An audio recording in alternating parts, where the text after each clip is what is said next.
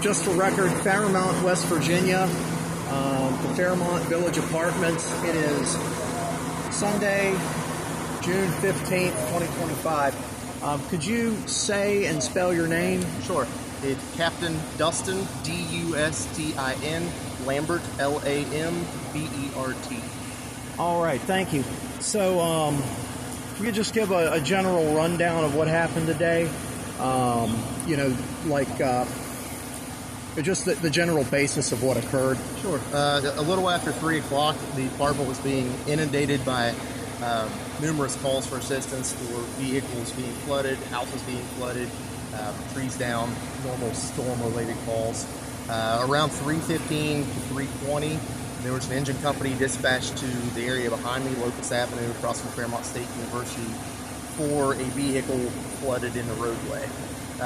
When the engine company arrived on scene, they heard people screaming for help from the buildings behind me, saying that there was people trapped, and they looked over and realized that they were being at substantial flooding running through the buildings at that time, and people needed assistance there. Okay, I see that we've had a structure collapse here on the one side, and it looks like it's pretty well undermined.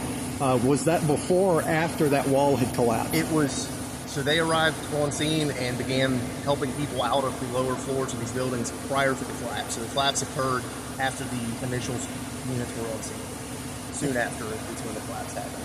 Right, and were all people accounted for? Is there anyone missing? There were some rescues made from people in the lower floors. The upper floors were evacuated. We just completed a secondary search of the interior of the building to confirm, because there were some people who have not been contacted yet and still can't. So we're doing a thorough search just to confirm within our capacity that there were no other victims that we could find. All right, now how many victims are we talking about that are currently unaccounted for? We believe 2 apartments right now that they haven't made contact with. So the police department is still working on investigating that and working with the landlord to try to contact those people. So we don't know that they're necessarily missing, but we try to err on the side of assuming that they are, and that's why we perform the searches that we did.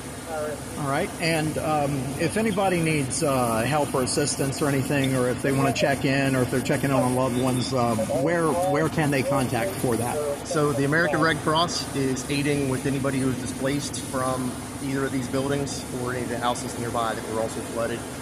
Fairmont State University has the Falcon Center, which is acting as a shelter for any displaced victims right now.